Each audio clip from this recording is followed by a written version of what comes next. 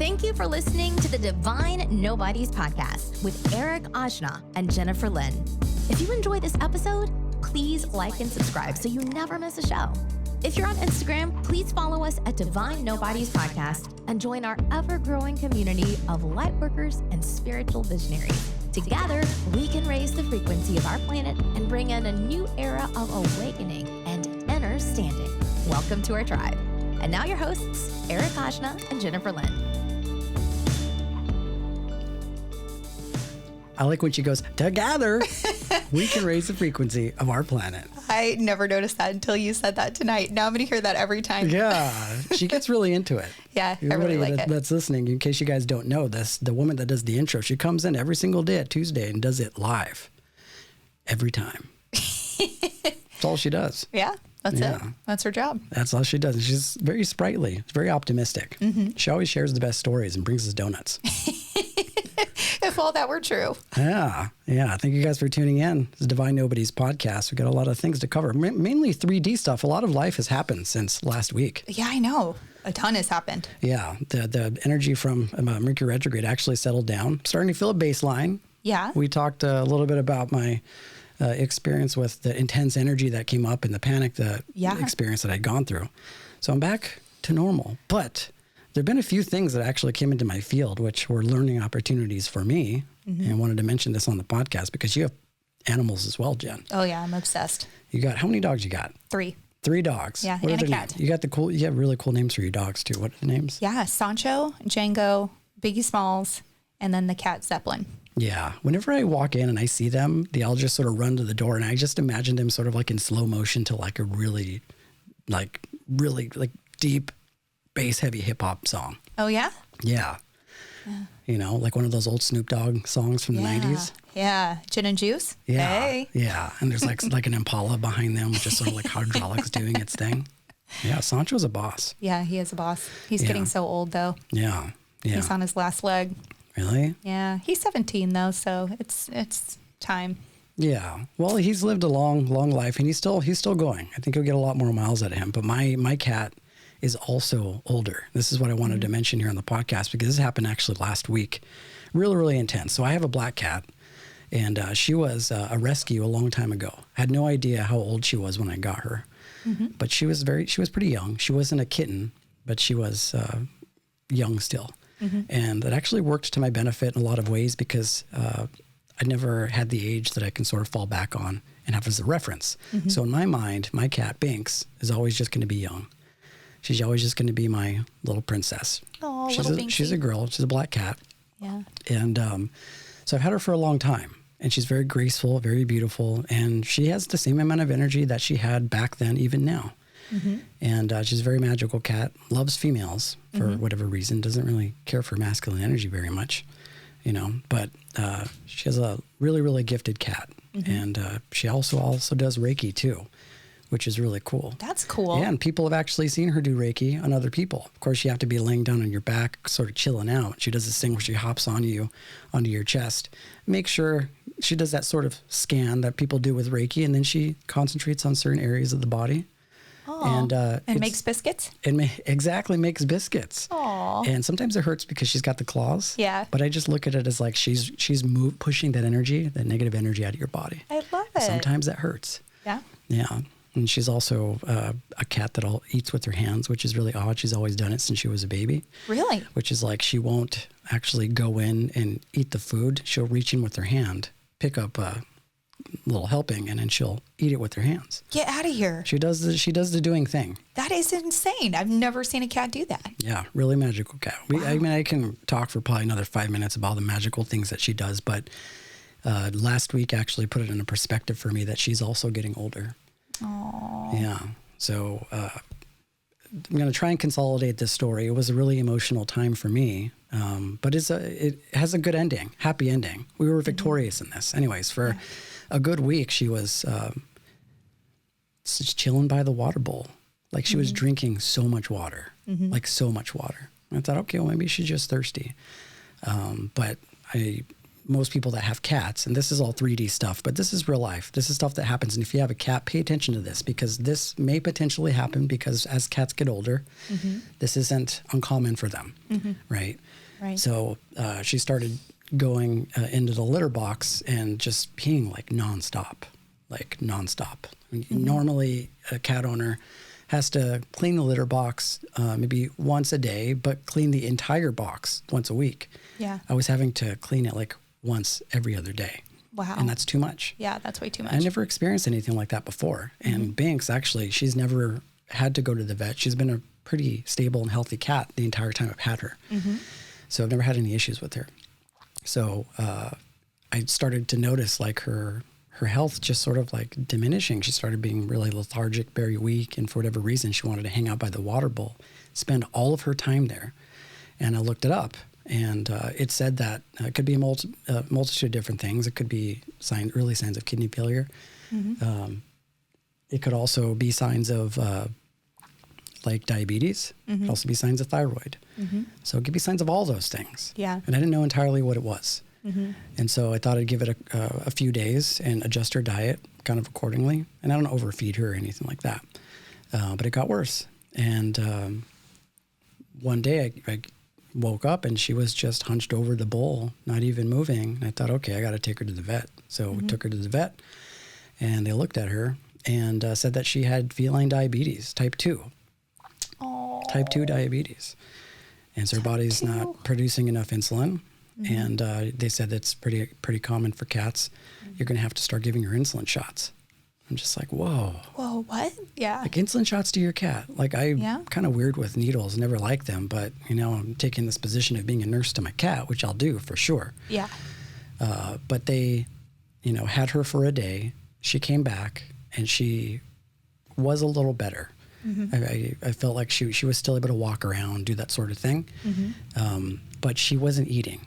And she wasn't drinking. That was the one thing that I forgot to mention at the beginning of the story, is that she wasn't eating and she wasn't drinking. That's a problem. Yeah. Cats can go, I read, for at least a week without food. Without food. But they can only go a couple days, if not maybe 3 days, without water. Yeah. So I'm like, wow, this is an issue. Told that to the vet, and they knew that. But for whatever reason, they asked me to give her insulin, knowing that she wasn't eating. Oh, no. And that is something that you don't do. You don't do. Yeah. Right. Yeah. So when they returned her, and I asked them, I was on the phone, it's like, you want me to give her this insulin knowing that she's not eating? And they're like, one of the nurse ladies said yes. So I did it a couple times, and she actually got worse. She became even more lethargic, and I honestly thought that she was going to pass. And there was a part of me that's like, okay, well, this is old age, maybe, doing everything right. So I go online and I'm scouring the internet looking for potential clues.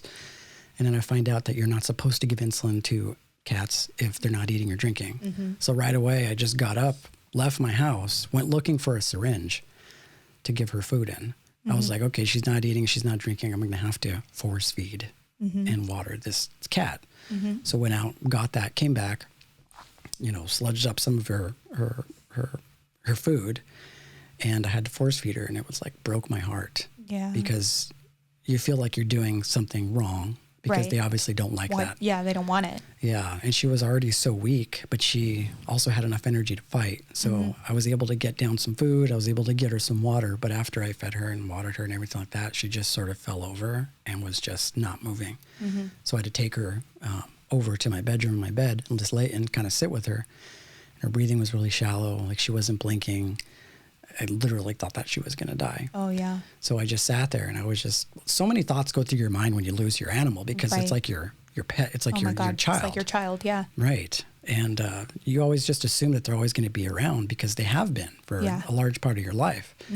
So it was a really difficult thing for me to move through. And I was afraid that if I had gone to sleep, that if I woke up, she wouldn't be alive. So in an effort to make sure that she was still breathing, I just stood up an entire 24 hours just by her, making sure that she was still breathing and making sure that she was still receptive. Yeah. And that was probably the longest night of my life, and it was very difficult time. And 5:00 a.m. the next morning, I was starting to drift in and out of sleep. Mind you, I had to also work the next day, so I was just a hot mess. Yeah. She gets up, walks over to the food bowl, starts eating. You're like, she walks over to the water and starts drinking. Mm-hmm. It's like the heavens opened up, and I was like, oh my gosh. But this is what happened. I'm missing a really important piece. Mm-hmm. After she ate the food and drank the water, originally, before the evening fell, mm-hmm. I thought that she was going to die. So I went online looking for possible solutions. They said, you can give your cat Caro syrup or some sort of sugar. Caro. Mm-hmm. Caro, yeah. Mm-hmm. Caro, potato, Jen. Yeah, it's the same shit. Same. It's the same. Mm-hmm. Yeah, so I put that into my syringe mm-hmm. and gave my cat a little bit of that scissorp. I gave her a little bit of that scissorp. Yeah. And she didn't like that either, but, she was able to consume it. Mm-hmm. And then that's when we went to the bed, and that's when I stood up with her for the rest of the night. Yeah. And that seemed to work. Yeah. It was because it's a diabetic thing. She was like hypoglycemic, so her blood sugar was so low. Yeah, it was too low. Because you gave her the insulin and she wasn't eating, so it dropped her blood sugar. Exactly. So the next morning she gets up, she does the doing thing, she eats the food, drinks the water, and all of a sudden my cat is coming back to life. Yeah. And it's insane how quickly, if you have a cat that has feline diabetes type 2, and they have a hypoglycemic episode and they don't have that blood sugar, it's insane how quickly they can go from they decompensate almost really like they're going to die to... It's the same with humans. It's the exact same thing, and when I worked in the hospital, we would give people orange juice because orange juice has a shitload of sugar. Yeah. So orange juice, candy, anything that had like a ton of sugar in it. But I mean, syrup is perfect. Like syrup is 100% sugar, right? So it's that scissorp, Jen. Yeah, that scissorp. Yeah. So I've been watching over her. It's been kind of a learning curve having to distribute this insulin via needle. Mm-hmm. And it's kind of been a learning opportunity for me. How is she reacting to the needle?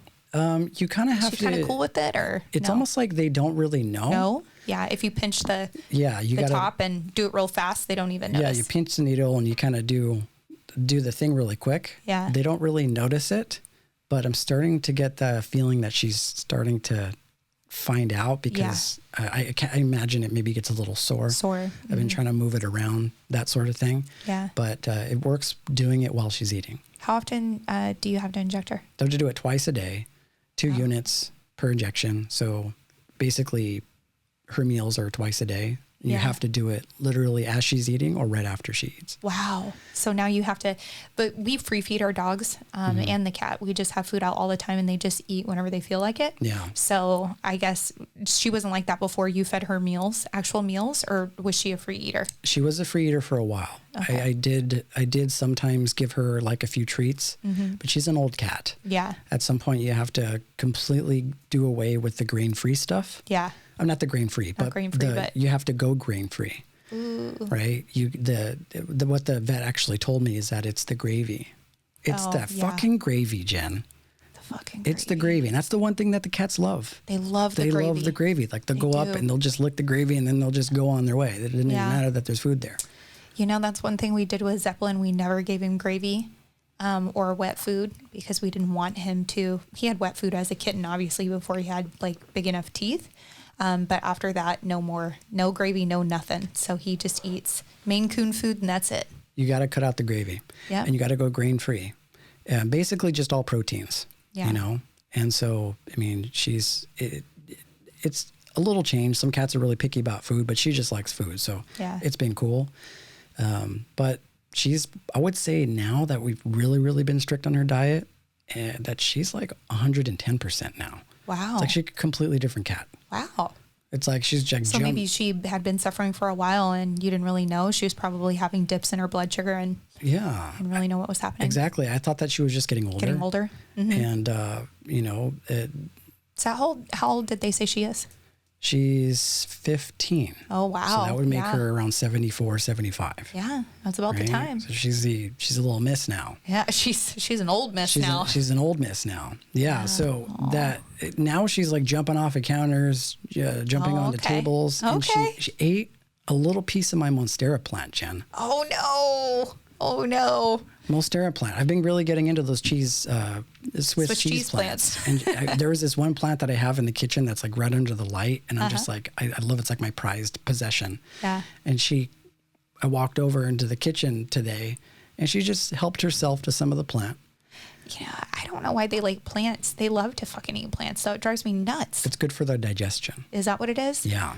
You know, I have a big monstera downstairs, and I was repotting it, and one of the big stalks, like the big main stalk, broke in half while I was repotting it. I was like, what? No. Well, yeah. They're pretty resilient plants, so you just repot it. Yeah, it'll be fine. I did. I just repotted it. I was like, please grow back, grow roots. Yeah. So we'll see. Yeah, she totally ate it, and I had battled with myself because of what she just went through. Yeah. And then also because this is a plant that I love. Yeah, you're just like, you know what? It's fine. It's I'm fine. glad you're alive. It's fine. Yeah. Have at it. And at least she's back to her old self and kind of being mischievous and fucking shit up. That's how you know. Exactly. Everything's all good. Yeah. All good. It's all good. Do you ever have any of those situations with Sancho? Yeah. You know, the vet told me that Sancho had cancer because he had a tumor underneath his tongue, and it's pretty common for dogs to get, and Pomeranians specifically, to get a tumor in that location. Yeah. So they're like, oh, you got to take him to a surgeon. So I took him to the surgeon. They're like, yeah, it's cancer. The only way to treat it is to remove their bottom jaw. I was like, remove their bottom jaw? You should tell me to remove your bottom jaw. Yeah, I was like, doctor. I'm not doing that. I was like, at the time he was 13. I was like, he's 13 years old. I'm not going to take his bottom jaw off. Yeah. I was like, then how is he going to eat? And he was like, oh, well, you'll have to tube feed him. I was like, I'm not doing that shit. Like no.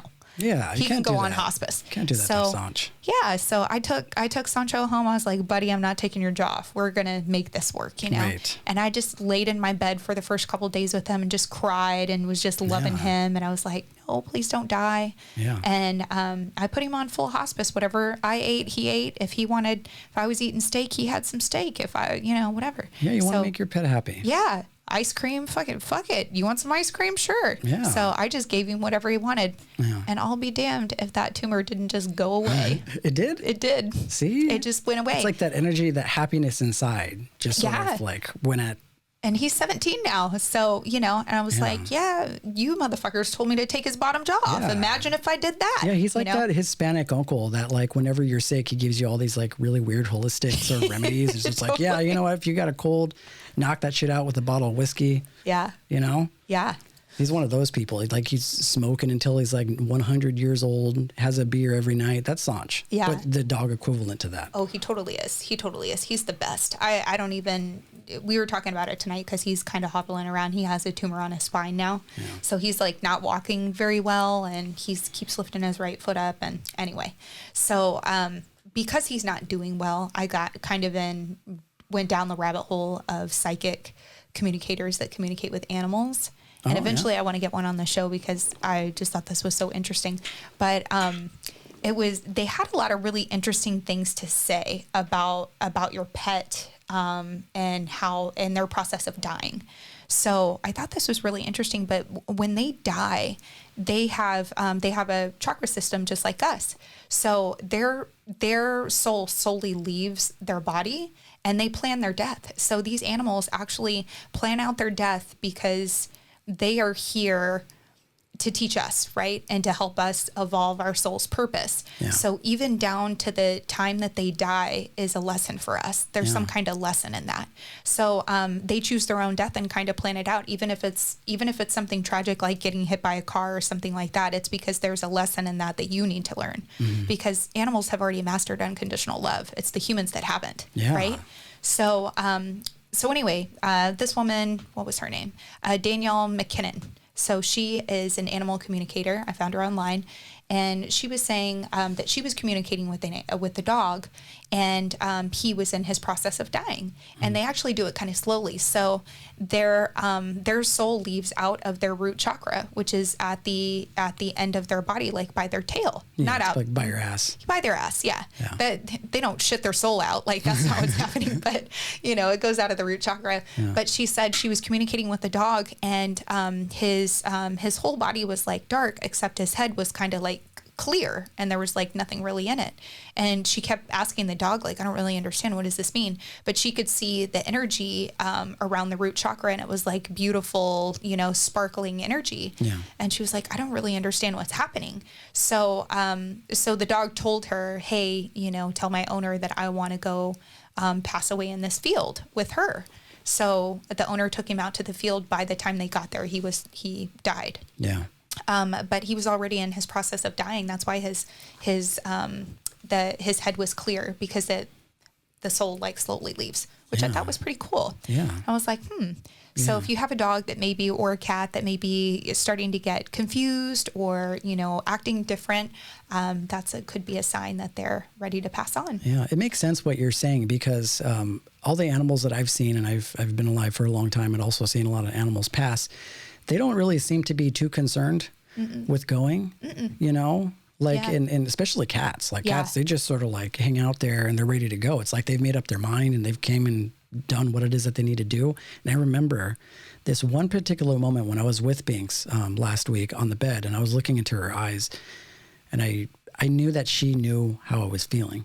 Like she knew what I was thinking. Yeah. And I was like talking to my cat. I was just like, hey, what are you doing? Like, you can't go now. Like we're buds. Like not yet. Like this entire time, because I didn't know how old she was. Yeah. I thought she was young and that I was looking after her. Yeah. But when I found out that she was older, after she came back from the vet, I realized that like she was an older cat and she's been looking after me. Aww. And when we were by the bed and I was looking to her eyes, I just was telling her like, come on, we got some work to do still. Yeah. Right. And she looked at me, and I believe that she pushed, and she probably had that conversation with God and said like, hey, I need to stay here a little bit longer. Like look at everything that this person is learning from this experience, and we can get just a little bit more juice in here. Yeah. Absolutely. And so she woke up the next morning, she took a little nap, and she just was ready to go. And it was like, God gave her a second chance for me, but also for herself as well. Yeah. That's what they say, that, the animals they choose whenever they want to die. Like it's their choice to then leave the earth, kind of like the Lemurians, how they made their decision that their time here was done, and they, mastered whatever they needed to master, and it was time to move on. Yeah. So animals are the same way. So if you have an animal that dies young, it's because they felt like they accomplished everything that they need to teach you. So, so this woman, what was her name? Danielle McKinnon woman. She said that the way that they teach us are 3 different ways. So either by mirroring our behavior, modeling behavior, or inspiring us. So, mirroring, I think Binks very much mirrors you, right? Like you guys have the same personality. Yeah. So I think that that's pretty cool how she does that. But also for people, like I thought this was pretty cool, like people who have a lot of anxiety or maybe like a little high strung, they may get an animal that is opposite of them, that's like really laid back and really chill, and really calming, to help like balance their energy, to model the behavior that they should be exhibiting, right? Or and then the last way, by inspiring, so to teach you, like, and that was Sancho for me. Like Sancho inspired me to, because I never loved an animal, or really even a human, as much as I like love him. He was like my first love. And becoming so attached to this animal, like I never thought that I would be capable of that kind of emotion. Right.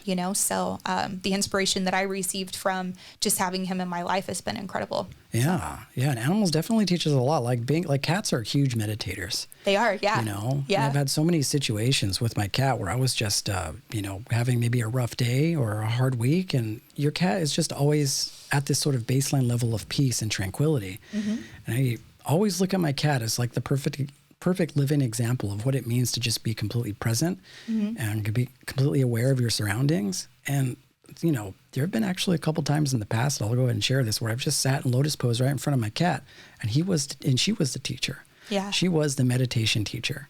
Yeah. Because they sit there, and actually they did some science on this. Their cats definitely do meditate. They just sit there with their eyes closed. They're not sleeping. Oh, no. It's just their eyes are closed. Wonder what they're doing. They're meditating. Yeah.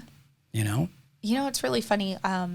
Django, he's our like spirit dog. He's the one that sees ghosts, and I'm always having to like cleanse him and get spirits off of him because they're really attached to him.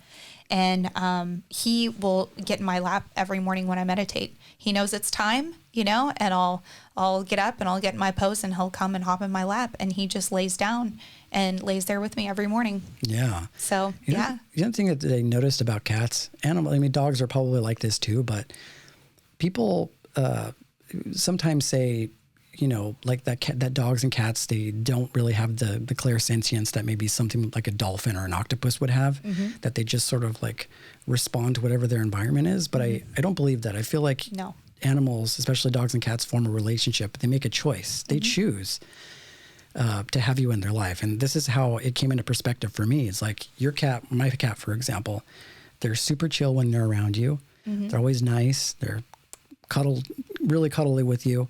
And they'll do all the doing things with you. But the second you open that door and it sees life outside and it locks in on a bird. Oh, forget it. It locks in on a squirrel. Oh my gosh. Like, you think your cat is domesticated. Yeah. You think your cat is the sweetest little pussy cat that walks around your feet while you're walking through your house. That cat will go from 0 to 100 in like an instant. Yeah. And he will go and he will destroy that cat, that bird, and bring it back. It's like that instinct, it's in there still. Yeah. Regardless of how much it loves you, that part is still in there. So that to me points to animals make a decision and a choice to be nice to you. Oh, for sure. And to develop that relationship with you. Like Siegfried and Roy, when that tiger bit one of them, I forget which one he bit, their tiger that they worked with in the shows, like every, 3 nights a week or whatever. Yeah. And I think it was Dave Chappelle that had, maybe it was Dave Chappelle, I can't remember. And he was like, I don't understand why everybody's mad at the tiger. The tiger just went tiger, yeah. And it's like, yeah, exactly. Yeah. Like that's not what they're supposed to be doing. Yeah. It's like, what do you expect? Yeah.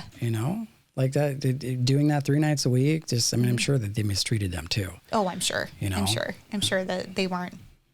We won't even get into that, but yeah. But yeah, that's really interesting though. But it's interesting how animals, another thing that I read is that you have a soul contract with your animal. So prior to incarnating on this earth, like you also make a soul contract with these animals. They don't know what it is and you don't know what it is. You just like, hey, yeah, we're going to work together. Yeah. So every animal that comes into your life is predetermined, like they've already chosen you. Yeah. So. And it makes sense, right? Yeah. Like the relationship that you have with Sanch, I see the way that the dogs are around you and the cat is with me. It's just so special, so unique. Yeah. It's so unique that you can't really explain it to other people because it's just like a deep intrinsic sort of understanding that you share with that animal when you're with them. Yeah. And you experience a certain level of them that nobody else gets to experience. Yeah, exactly. Exactly. Like you get to know them by their behavior and you know that they know that you know that they know that you know what's going on. 100%. It's like they totally mirror you. They know what's going on. Yeah, they totally know what's going on and they hear you, they can understand you. Even though they don't speak like the same language per se, I mean, they totally feed off your emotions and animals are psychic. They have that psychic energy. So even if you're not psychic, there is still a way for you to receive messages from your pet even after they pass. Yeah. So it's kind of like, it's similar to how you would receive messages from a human that has passed in your life. Like, so in a mediumship type way. Yeah. So yeah, which I thought was really cool. So animals will also give you signs like your departed loved ones that are human, will give you signs. So there's a few different ways that they do it. This also came from Danielle McKinnon's YouTube page. So they'll communicate through names. So for Binks is a pretty unique name, right? Yeah, she knows that her name is Binks. Right. She knows that's her name. And when you call her name, she comes. So if she were to pass, you would hear that name. You would read it at the grocery store on a packaging of something, or you would be watching TV and somebody would say that name. And so they'll communicate through names after they've passed. So that's them like sending you a message of comfort or whatever. Yeah. Or smells. So they can, dogs are kind of notorious for having like dog smells. Like they all kind of have their own odor, their own scent. The Doge smell. Yeah, like that wet dog, like smell, like Sancho has his breath because he's so old. Oh, yeah. And he has some rotten teeth and things and some plaque. Yeah. So he has like major morning breath. But 24/7, it's so bad. Yeah. So after they pass, like you'll just get like a whiff of them, of their scent, of maybe their bad breath, or maybe the way their poop smells, like something, or maybe like even the spray or wash that you used to use to wash them. Like you may even get a scent of that. or just kind of randomly thinking about you. So they can drop things into your knowing, just like your spirit guides can drop things into your knowing. Yeah. You know, how sometimes you just know something, you know? You're like, whoa, where'd that come from? You know? So your animals, after they pass, are able to do that as well. So they say you're, I don't know, doing yard work and you're just not even thinking about them. They've passed, moved on. You're kind of moved on with your life. And then all of a sudden you'll have like a vision of them in your third eye or whatever, or, you know, some kind of like emotion about them. And that's them actually dropping that into your knowing to like, be like, hey, what's up? Miss you. Love you. Yeah. Yeah. And I know like pet owners that like their animals have passed and more than one person said like, it still feels like they're there with me. And I remember reading this story a while back about this cat that worked at this, the cat didn't work, but she occupied this hospice facility. Oh yeah. Right. And there was this cat. I remember reading an article about it where I remember this. This cat would go to the rooms of these people that were about to pass away, but the cat would only do it to people that were about to pass away. Like same day. Yeah. Same day, next day type stuff. Yeah. It's like the cat knew when it was their time. And would go comfort them and get on their bed. And it was like a Grim Reaper cat. Exactly. Yeah. So they're very mystical animals. And I think that they see a lot of stuff also that we don't see of the unseen realms. Yeah, absolutely. You know? Absolutely. So this is something cool. If you're really grieving the loss of your pet, you can actually ask them to come to you in a dream. So just like humans, the exact same thing. And it may take a couple of nights, but just ask them to come to you in a dream, and then you can visit them in the dream world. Oh, that's awesome. Which is really cool. And if this helps provide any comfort, this was probably the coolest thing that I read all day, is that when your pet crosses over, they actually have a hand in choosing your next pet. So, So they help orchestrate the next pet that is coming into your life. So by you getting a subsequent animal, you're actually not betraying your animal that has passed away, right? Because they help choose that animal to comfort you. Yeah. Which I thought was really awesome. I was like, oh, I hope that that's really true. Yeah. Right. You're going to get like some hairless cat. You know, I wanted a hairless cat, but, and Austin and Carly have a hairless cat. Oh yeah. Yeah. And he's awesome. I mean, I wonder if they get cold. Bardia, they do. They do, right? Yeah. They need to be, in warm places and have warm blankets to snuggle in, and they wear sweaters and stuff because they do get cold. But because they don't have hair, they're not able to clear like the oils off of their skin. So they get like really oily, and they can actually stain your furniture and stuff from the oils from their skin, and it leaves like brown marks. So they need like regular baths and things like that. They need baths, yeah. And you have to clean their ears out because they don't have hairs in their ears to like clear their earwax. Yeah. And they have something going on with their digestion that makes their poop smell like the gnarliest thing you've ever smelled in your life. Like it smells it's already terrible. Gnarly too. Yeah, it's already cat is the worst. Yeah. It is. Oh, speaking of cat tip, there is a litter called Pretty Litter. And it's a little bit more expensive. I think I just saw an ad on that. Yeah, actually today. It's crystals, but because Binks is diabetic, it will change colors if there's problems with her blood sugar. Oh, like a protein or something? Yeah. Ooh, and it'll change it like, I think the colors are like blue and green and pink. Yeah. So, like different colors mean different things. Yeah. Well, my goal is to get her into remission, which according to the vet said is very possible. Oh, awesome. As long as I just adjust her diet. Yeah. So I'm hoping that like after in 2 weeks when I have to bring her back, that she'll go into remission and they'll be like, oh yeah, somehow she, with her magical powers, isn't diabetic anymore. Oh, that would be awesome. You know, and considering how she's doing now, it doesn't seem too far off. I feel like she's on the right track. Are you doing Reiki on her? Yes, I did rake her on her.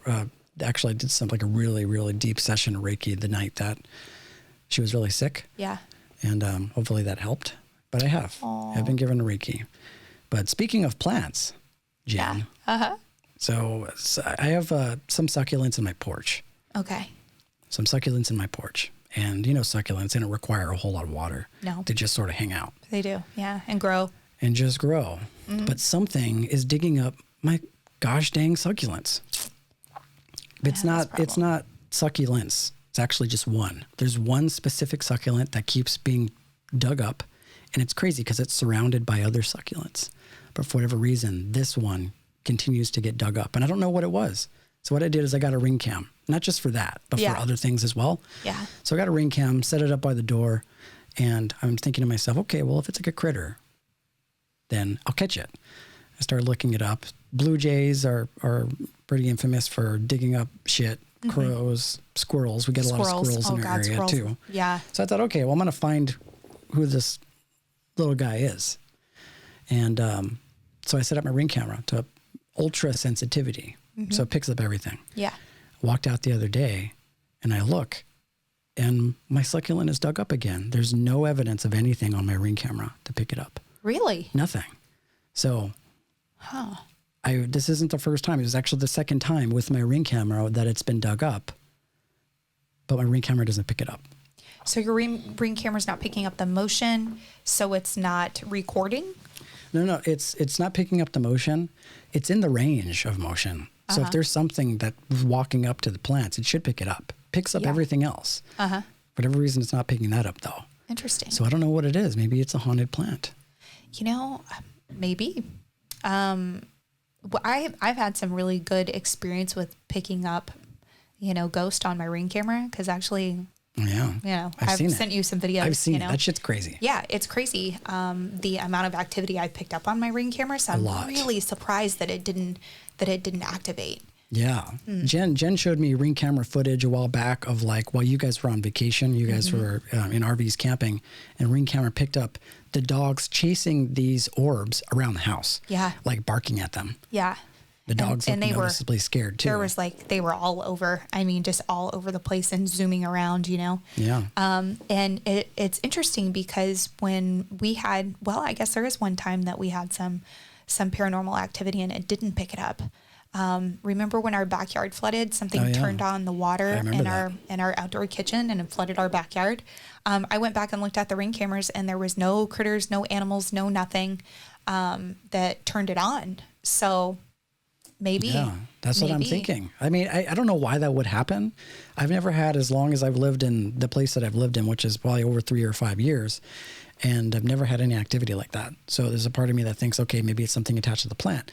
So go online, look, and it's pretty uncommon. You don't really see a whole much about it, but there's this one story that I pulled up online that I thought was really interesting about this, what is this? Dr. Best House and Medical Museum in Middleborough, New York.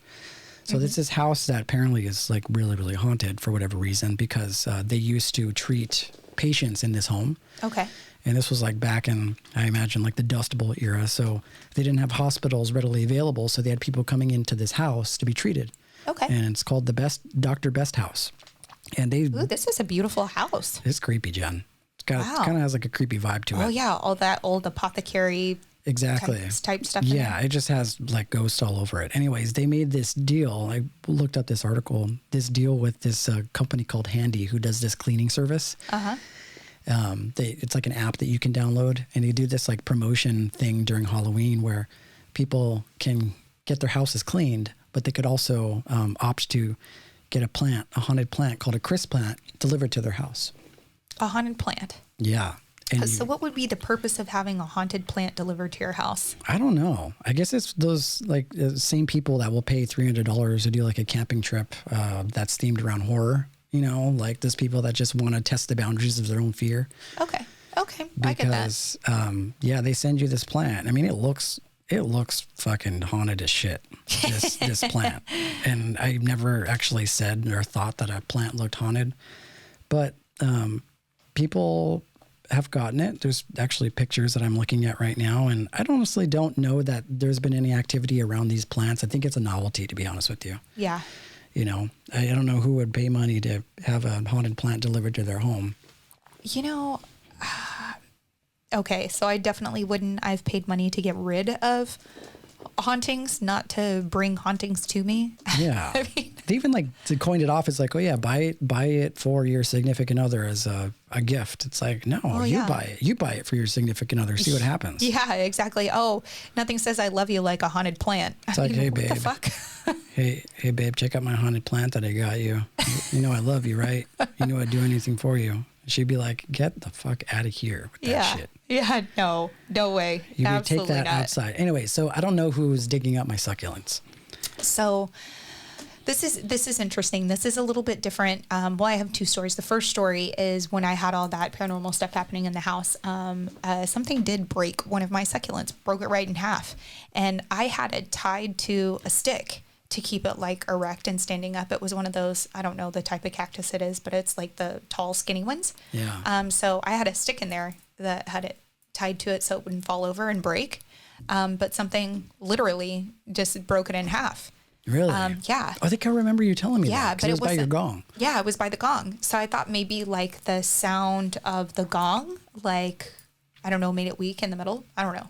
Just or from like the vibrations. The sound, the vibration of the gong just was so intense. It just like. It just was like, and because it was right there. But I want to say it was the gong, but at the same time, that was such like a clear slice. It was. And it was, it was a really thick, I mean, it would be hard to break that off. Yeah. I mean, it wouldn't be an easy thing to do.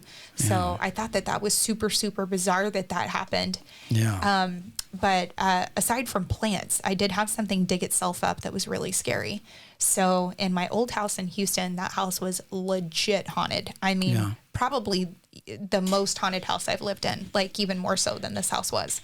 And it was so bad that I had to move. So I moved and I rented my house to some other people. Yeah. And the guy was Nigerian, and they immediately started having problems. So he brought his mom from Nigeria to help like get rid of the spirits. And she did a pretty good job. I mean, after they moved out and I moved back in, I mean, the activity used to be at a 10 and it was at like a 4, whenever I moved back. So I couldn't sell this house, and I had the nicest, largest house on the block, completely remodeled. There was no reason in the world why this house would not sell, right? And I had it priced super cheap, and nobody wanted it. I mean, just the vibe in it was way off, though. I mean, you could feel like something wasn't right there, even though it was beautiful. Like you would never, I get it, right? So I'm not Catholic, but I have a Catholic family, so my grandma was like, oh, you need to get the statue and bury it in your yard, and you bury it upside down by the for sale sign. And whenever you sell your house, you dig it back up, and then you take the statue and you put it in your next house to say thank you to this saint for selling your house. Right. I can't remember what saint it is. Saint Germain? No, it was like Saint Santa Claus? Saint, I don't know. I'll have to look it up. But the saint that sells your house. For all you Catholic people out there, you know what it is. That sells your house? Yeah. Wow. Saint that sells your house. I put horse. He's a realtor?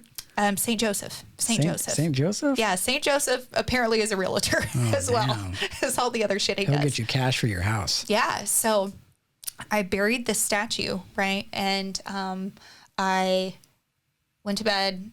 I woke up the next day, and the statue dug itself up.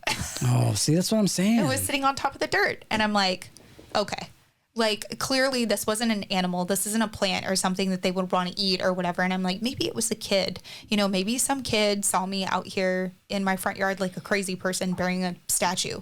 I mean, it was only like 4 inches. It wasn't huge. But so I went back out there and I reburied him. And then he dug himself back up again. And you do some crazy witchy shit. So they probably thought you were like the crazy witch woman of like the 100%. They thought I was like devil worshipping crazy lady. Yeah, Halloween, they just skip right past your house. Yeah, they're like, oh, don't go there. Yeah. You don't want to go there, even though you probably give the best candy. Oh, I do give the best candy. I imagine that you do. How'd you know?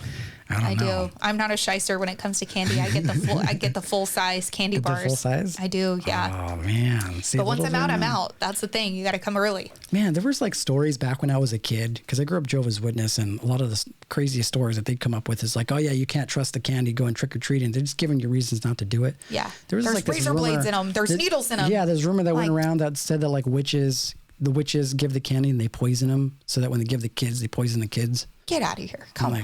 Well, come on. When you're a kid, though, you're just like, what? I don't want that. I don't want that at all. Yeah. Well, I don't want to go trick-or-treating. You get older and you realize it's just a big bunch of cockadookie. That's total. That is cockadookie. Totally. Yeah. Yeah. So what would you do if you were like just hanging out in like your house, and like you were in like the restroom doing your hair, and you just saw like the little leaf of a plant kind of rising up behind you? Oh my God. There were so many things that happened in that house that were just like totally crazy.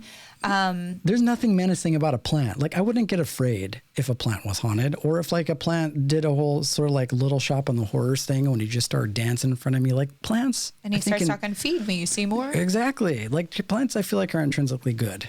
Yeah. You know, there's like videos that you can find on YouTube where like people have connected literally like electrodes to these plants and through like a MIDI controller and through like an equalizer, and you could actually hear a frequency that plants make.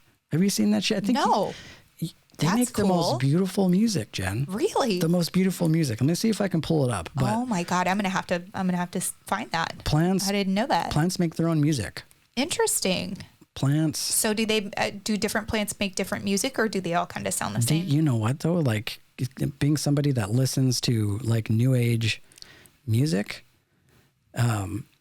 it sounds exactly like new age music. Really? Yeah. So making music with plants, sound builders. Let me see if I can pull this up because it's actually really, really cool.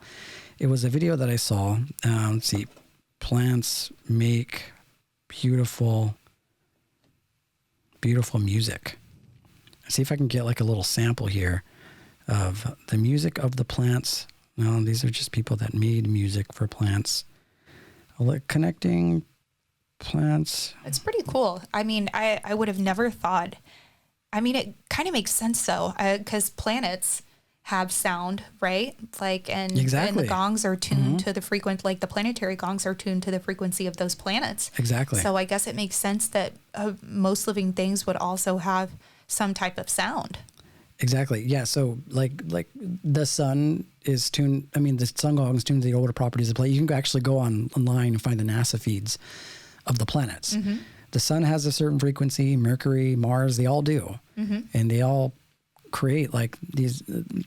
There are some planets that sound a little bit more dark and ominous, but you're right. They do produce a sound, and I heard this. I heard it the other day. I may not be able to find it here, but if I do find it on the next podcast, I'll show you. But woman records sound of sunflowers in her garden. Here it is. Oh.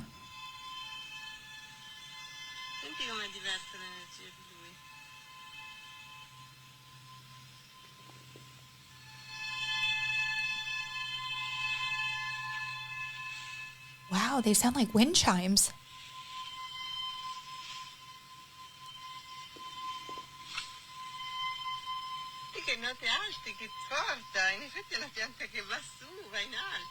Wow. See if I can go up a little bit more. That's incredible. I feel like there's a couple more.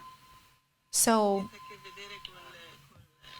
and do most plants make that sound, or is it sunflowers specifically? No, I don't know. I've heard a few plants videos that do this sort of vibe. Sunflowers are pretty cool though. They have like full sacred geometry in the middle of the flower, right? You know, the brown part. Here it is. Here's more. These are plants.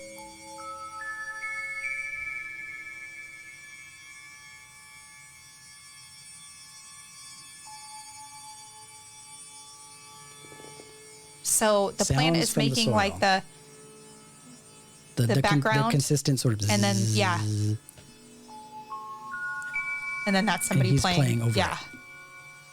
Wow, that is cool. Yeah, they connect these electrodes to it, so it's like plants can never be haunted to me. I think it's just people. I think spirits it's people likely that do that. Yeah, that are attached to the plant for whatever reason. We had that's what our last home healer said, that we had a couple of spirits that were hanging out in our backyard because they couldn't come in anymore because I was like blocking their energy from coming into the house. Yeah. And I was playing the gong a lot. So they were just hanging out in our backyard. Yeah. And that's whenever they started, just like playing with stuff in the backyard, turning the water on and breaking my plants and that kind of thing. Yeah. But yeah. You know what I noticed, especially during COVID, and I don't know if it was obviously something that happened with me, is that just it ignited sort of my love for plants. Oh, yeah. I noticed a lot of people in like Gem Goddess. She's a friend of ours, and she has a ton of plants. I mean, it's really inspiring if you go on Gem Goddess's profile. Like, she's got plants all over the place. She's always buying more. And me and her, we joke all the time because we share like an ongoing conversation about plants. And she's just looking to create an entire forest in her home.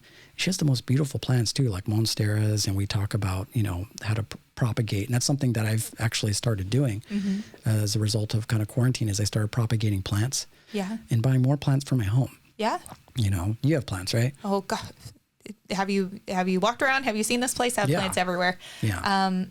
My mom had, probably the greenest thumb, like next to Nancy, probably the second person that I've met in my life that could literally grow anything. My mom would find something that looked like a dead stick. And she's like, oh no, I can bring this back to life. And in 5 years, it would be a giant ass tree. I'm like, how did she do that?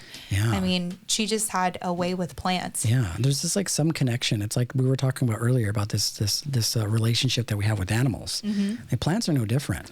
There's this, it really taught me a lot caring for these plants because they require their own very particular type of attention. And it's I look at it like a meditative practice because you can't overwater them. You have to give them just the right amount of water, just the right amount of light, depending on what type of plant that they are. Yeah. And it takes some getting used to. But once you get a flow for it, it stops becoming more of like a list of things you need to do. You start recognizing it as like a living, breathing thing, which I've always done. Yeah. But it really puts it into perspective. Like once you start caring for these animals, you start noticing like they require their own set of things. 100%. I have a plant right now and it has root rot. And, you know how the tips of the plants like turn brown. Oh yeah. When you pour water on the roots. Yeah. And the problem is, I put it in a pot that it didn't have a drain hole. So it wasn't draining and this plant got root rot and I'm trying to save him and I don't want to put him in the compost pile, I'm like, God, it just like breaks my heart. Like I'm throwing one of my kids in the trash. Exactly. That's like a thing. It's like a thing. I thought about too. It's just like this human's intrinsic connection to wanting to nurture and care for things. That's how I know, like at the deepest core, like human beings are good when they're not being overshadowed by their own sort of egoic patterns and negative thinking. You put a plant in front of somebody, there's going to be some compulsion in them to want to take care of it in some way. If somebody gives somebody a plant, I mean, there are people that are just not good at it, just like people that aren't good at cooking, but if they spend enough time, I think people acknowledge it. There's a deeper side of each of us that acknowledges plants at a deeper level and see them as like living, breathing things, and they can teach us a lot. But I'm starting to notice a lot of people during COVID getting into plants. My brother-in-law actually started a plant business called PLNT, which is just plant. Started selling them he started selling them at coffee shops. Oh, I love that. And he said like people are buying them up. Oh yeah, they are. Actually, that's really interesting that you say that. There's a coffee shop down here in Newport called Kit Coffee, and they sell plants in there. Yeah. So they have plants all over, like right when you walk in and to get your order, and you can like purchase plants, but they're way over. Oh, I guess I shouldn't say that. I mean, they could be. Sometimes they're those monsteras. They're beautiful. Are expensive. They're beautiful plants, but they're expensive. But lifelong, like pothos plants, like you could spend $50. I mean, they're inexpensive, but you can spend $30-$40. And my brother-in-law, the guy that actually started the business, was gifted a pothos plant from his grandmother that she's had legit for like her entire life. Wow. And he has it in his house now, and it's one of those that hangs on the wall, and it's just. The veins are just all reaching the ground. Wow. And this plant has been around for like generations. That's insane. So, cool. $20-$30, it's a small price to pay for a whole lot of plant. Yeah, no, I'd agree with that. I love plants. Yeah, plants are cool. And they're very therapeutic too. They are. Like I think especially now because people are spending a lot more time at home. Yes. Surround yourself with plants. They can clean the air. And you get to watch them grow, and they definitely have their own personalities. They do. Just make sure they're not, or get your cat its own plant. I think cats, they consume the wheatgrass. There's grass that you can buy for them so that they don't destroy your pothos and your monstera plants. Yeah. Zeppelin started messing with our plants, so I got a water bottle. So now I squirt him every time he goes near them. Well, so now he's starting to back off a little. Well, just get him his own plants. It's good for their digestion to eat the plants. Yeah. And that's why they do it, Yeah, I get it. He doesn't eat them. He just attacks them. Because they shake and whatever, and he thinks it's fun. He doesn't eat them though, but he just likes to jump on them. Yeah. You know, I had a really interesting thing happen in my mediumship class last week to do with a plant. Oh. So my partner, we trade off on reading each other, and then our teacher's there, and then he critiques, and because our teacher can, you know, obviously experience what we're experiencing, right? So no one was coming forward for my partner that day. And I said, I was like, I don't know if it's me, but I don't feel anyone here, and I don't feel like anybody's coming forward. And my teacher's like, no, you're right. Nobody is coming forward. He was like, so, you know, just work on your psychism and ask for something that happened to him today. Wait, when you say coming forward, does that mean like a volunteer coming to work with you, or like is there like an energy coming forward to you to read? Yeah, an energy coming forward to read. Oh, okay. Yeah. So he only knows a couple people who have crossed over. So there's not a lot of people to come forward for him. Like me, I know a ton of people. So there's always somebody coming through. Yeah. So nobody came forward for him that day. Mm-hmm. Nobody wanted to talk to me, I guess. Yeah. So my teacher said, oh, well, just work on your psychism and ask for something that, you know, happened to him today. And I was like, oh, this is so weird, but I just got like an image of a plant. I was like, does that mean anything to you? And he was like, yes, actually. He was like, I was just looking at this plant like an hour before we started, and it has some like leaves that are dead. And I pulled it off the shelf, and I was like, oh no.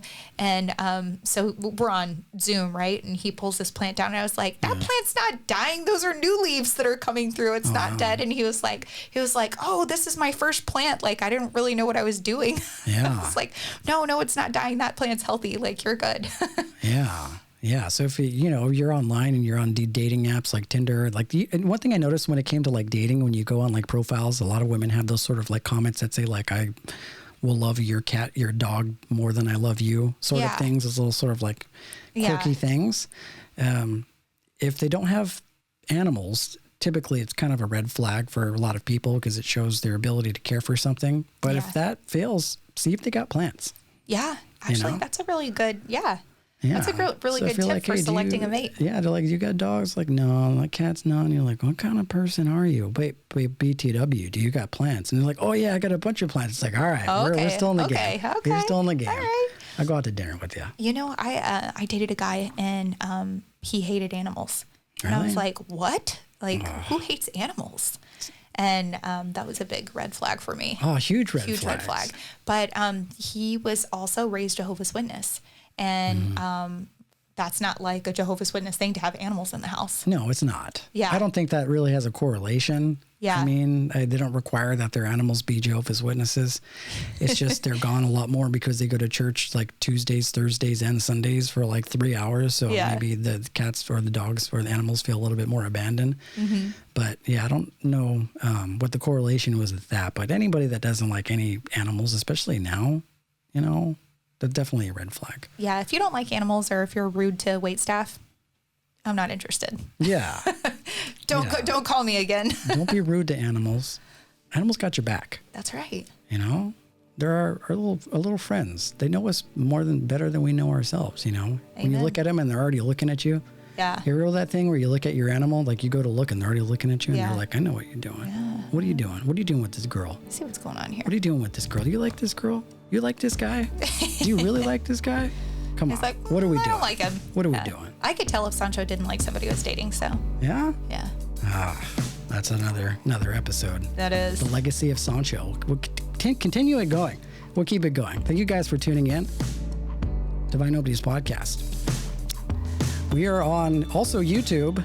If you guys are on one of the streaming apps for Apple Podcast or Spotify, if you go into the details section of the podcast, there's a link there. Actually, it links you directly to our YouTube. You can watch the video versions of our podcasts. If you are more of a visual person, if you get some time, you want to take a look at what me and Jen look like. It's actually a lot of fun, especially when we have our guests on. So when you're on YouTube, like and subscribe to all the things. We'd love your feedback. Also, you can find us on Instagram, just like the lady at the beginning said. If you have any questions, let us know. Open ears. Yeah. Good, right? That's good. All right. Namaste, friends. Namaste.